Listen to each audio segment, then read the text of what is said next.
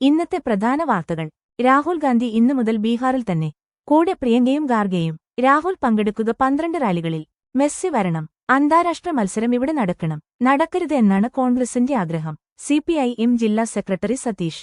BJP സർക്കാരിന്റെ ഒരു വിദ്യാഭ്യാസ നയവും സിപിഐഎം കേരളത്തിൽ നടപ്പാക്കില്ല.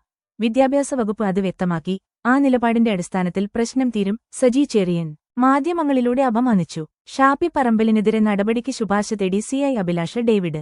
Vadakara control room CI Abhilash ഡേവിഡാണ് തന്നെ ആക്രമിച്ചതെന്നു ഷാപ്പി വാർത്താസമ്മേളനത്തിൽ ആരോപിച്ചിരുന്നു. ബിഹാര് നിയമസഭാ തെരഞ്ഞെടുപ്പിനുള്ള പ്രകടന പത്രിക പുറത്തിറക്കി മഹാഗഠബന്ധന്. ഓരോ വീട്ടിലും ഒരു സർക്കാർ ജോലി എന്നതാണ് സഖ്യത്തിന്റെ പ്രധാന വാഗ്ദാനം. പ്രതിമാസം 200 യൂണിറ്റ് സൗജന്യ വൈദ്യുതി, സ്ത്രീകൾക്ക് എല്ലാം മാസവും 2500 രൂപ, മദ്യനിരോധനം പിൻവലിക്കും, ബിഹാറിലുടനീളം തൊഴിലുറപ്പ് പദ്ധതി നടപ്പിലാക്കും എന്നിവയാണ് പത്രികയിലെ മറ്റു വാഗ്ദാനങ്ങൾ. ദുരന്തത്തിൽ ബന്ധുക്കളെ വിളിച്ചുവരുത്തി വിജയുടെ സഹായ വാഗ്ദാനം. കൂടിക്കാഴ്ച ഹോട്ടലിൽ. ഇടിവികെയിൽ അതൃപ്തി. ദുരിതബാധിതരെ വിളിച്ചുവരുത്തിയത് രാഷ്ട്രീയ ആയുധമായി മറ്റു പാർട്ടികൾ ഉപയോഗിക്കുമെന്ന ആശങ്കയും പ്രവർത്തകർക്കുണ്ട്.